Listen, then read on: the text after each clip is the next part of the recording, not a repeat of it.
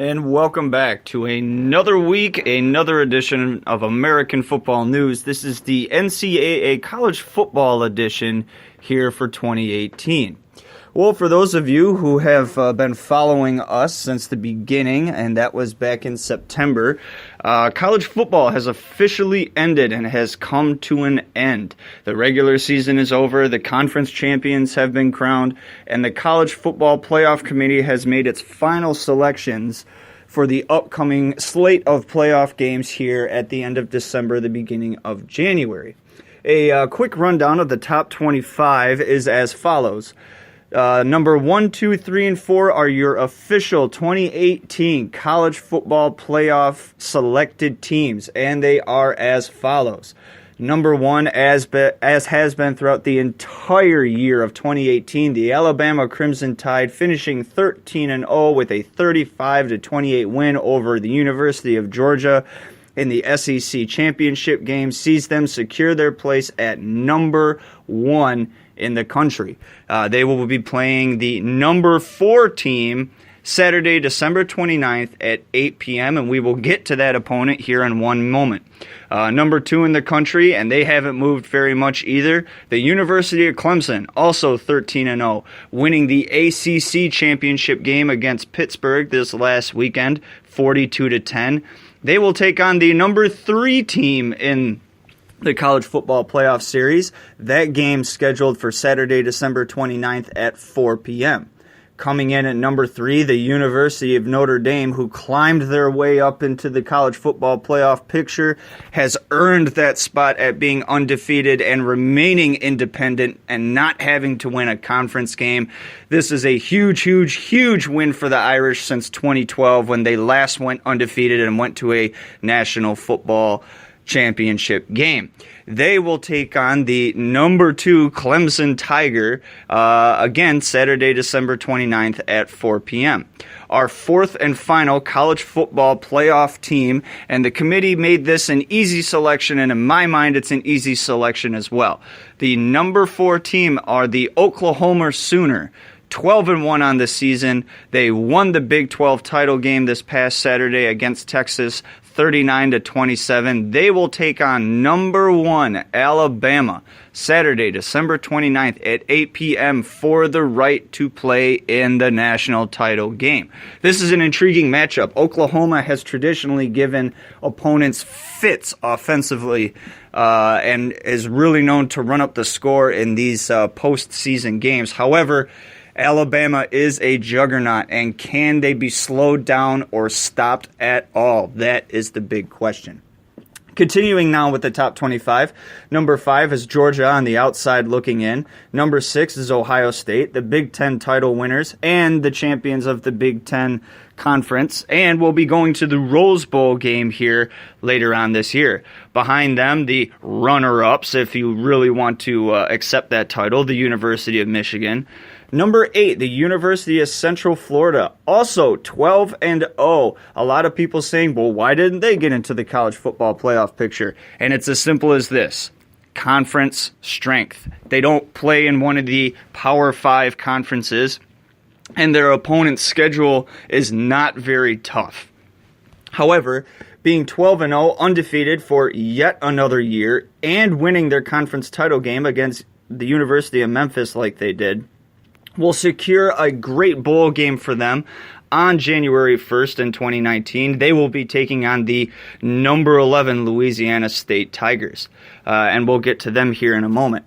Number 9 is the Washington Huskies. Number 10, the Florida Gators. Number 11, the LSU Tigers. 12, Penn State University. 13, the Washington State Cougars. 14, the University of Kentucky. 15, Texas. 16, West Virginia. 17, Utah. 18, Mississippi State. 19, Texas A&M. 20, the University of Syracuse. 21, Fresno State. 22, Northwestern University. 23, Missouri University. 24, Iowa State. And rounding out our top 25 are the Boise State Broncos. Of all these teams, the only ones that are going to be watched with any sort of certainty are the top 4 teams: Alabama, Clemson, Notre Dame, and Oklahoma, all playing for that right to be called the best in the country. The 2 teams that I see having the best chance for defeating the Alabama Crimson Tide are Clemson and Notre Dame. Oklahoma has a very good offense. Oklahoma also has a very bad defense.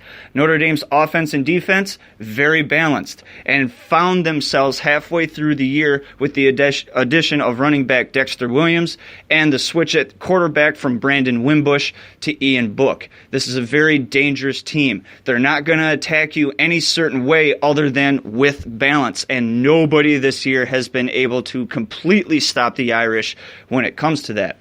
Number 2 is Clemson. They're the next team that I think has the best chance to beat the Alabama Crimson Tide. Why? They haven't fallen out of the top 4 once this year. They're the number 2 team. They won the ACC. They won a national title a couple years ago, and this is a very well-coached team. They will give Notre Dame a run for their money in their matchup in the Cotton Bowl. But I think at the end of the day, you're going to see Notre Dame defeat Clemson and earn that spot to play for the national title. When it comes to Alabama, when it comes to Alabama, Oklahoma, again, Oklahoma, a lot of offense, a Heisman Trophy candidate quarterback. But is Alabama's defense and very powerful offensive attack too much for Oklahoma to overcome offensively? They are not going to be able to stop them defensively, so it's going to be a shootout. And can they stand there toe-to-toe and go blow for blow with the Crimson Tide? Only time will tell. We go back and we take a look at some of the results from the college football Conference Championship games from Week 14. That was last week. And there were some surprises, and there were some results that you would typically think to happen. In the Pac-12 championship game, it was the number 17 Utah Utes taking on the number 9 Washington Huskies. A low-scoring affair, but the Huskies were able to claim victory and a spot in the Rose Bowl, defeating the Utah Utes 10-3. The Iowa State Iowa State Cyclones playing a non-conference game, this time at the hands of Drake. This is a team that has made a habit of beating very, very well-known, high-named, high-profile type schools, yet they struggled against the Drake Bulldogs and were only able to pull out a 3-point victory, 27-24. The Big 12 championship game was a Red River Shootout rematch from earlier this year. The number 15 Texas Longhorns took on the number 4 Oklahoma Sooners last Saturday, and the Sooners were able to push around the Longhorns this time and came out on top 39-27. The other conference championship game that we'll take a look at here, was the American Conference title game. Number 7 University of Central Florida defeated the Memphis Tigers 56-41 last Saturday, December 1st, to claim their share of the American Athletic Conference title. The SEC title game featured the number 1 Alabama Crimson Tide taking on the number 5 Georgia Bulldog, and the Georgia Bulldog fell just short, a touchdown short actually, and lost to the Crimson Tide 35-28. The Crimson Tide's biggest test this year. Nobody has been able to get even reasonably close with them, and yet the Bulldog nearly pulled off the upset and maybe nearly inserted themselves into the college football picture, but it was not to be. Out west, we saw the Fresno State Bulldogs, who were 21, take on the number 25 Boise State Broncos in the WAC Conference Championship. This was a great game that I kind of had a feeling was going to go down to the wire, and it did, and it went past that wire and went into an overtime. And we see the Fresno State Bulldogs come out on top 19-16. The ACC championship game was a bit of a snoozer and very, very one-sided. The number 2 Clemson Tiger took on Pat Narduzzi and the Pittsburgh Panthers, and it wasn't even close. Tigers end up coming out ahead 42-10. And the Big Ten title game was a bit of a shocker, at least if you're a fan of the Western division of the Big Ten title. The Northwestern Wildcats, one of the original Big Ten teams, finally punched its ticket to a Big Ten title game, first time since 1996. However, they had quite a task in front of them in the Ohio State Buckeyes, and history does not say Northwestern plays well against the Buckeyes. Too much for Northwestern offensively, and Ohio State comes out on top 45-24. However, a bittersweet victory as Urban Meyer just a few days later announcing that he will step down as head coach of the Ohio State Buckeyes after their Rose Bowl game at the end of this year. Too much controversy, a lot of problems underneath him, and a lot of players that have come out from Urban Meyer that have gone pro or maybe pursued other interests in their lives. Questionable people at best. The biggest two names that come to mind are Ezekiel Elliott and his assistant coach, who was accused of of abusive conduct a couple years ago that Meyer never reported on properly. Speaking of which, we now go to the 2018 Heisman Hopefuls portion of our show. This is the area where we will go over the top 4 candidates according to ESPN's experts poll, and we will give you our input on these particular players, who we think should win, and when they do win, we'll give you an update on that as well.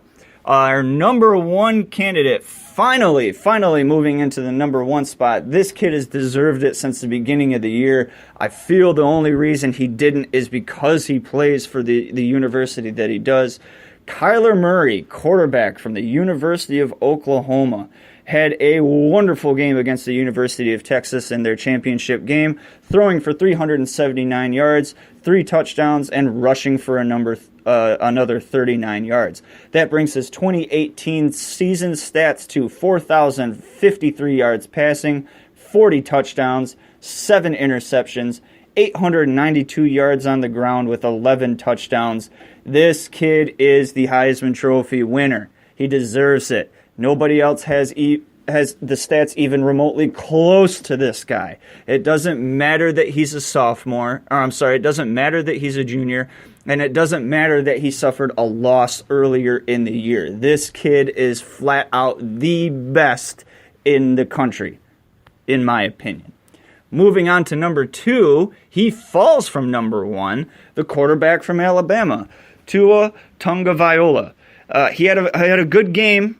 A good game against Georgia, but he showed that he is vulnerable, and he finally showed that he's a sophomore. Yet another reason why he shouldn't win the Heisman trophy, simply because of how old he is. He's a sophomore, folks. Not too many sophomores have actually won the thing. Archie Griffin being the exception, and we all know what happened to Johnny Manziel winning it as a freshman. So just believe me when I say he's had a good year, but not like Kyler Murray and not like the guy behind him, but good regardless. However, against Georgia, he looked like a sophomore and he looked very, very nervous. Against Georgia, he only had 164 yards passing, 1 touchdown, and 2 picks. Holding him for negative 21 yards on the ground, he had no rushing touchdowns in that game. His 2018 season stats, 3,353 yards passing, 37 touchdowns, 4 interceptions, but only 190 yards rushing and 5 touchdowns. Again, good player from a good team and a good program, but I don't think he's the best in the country.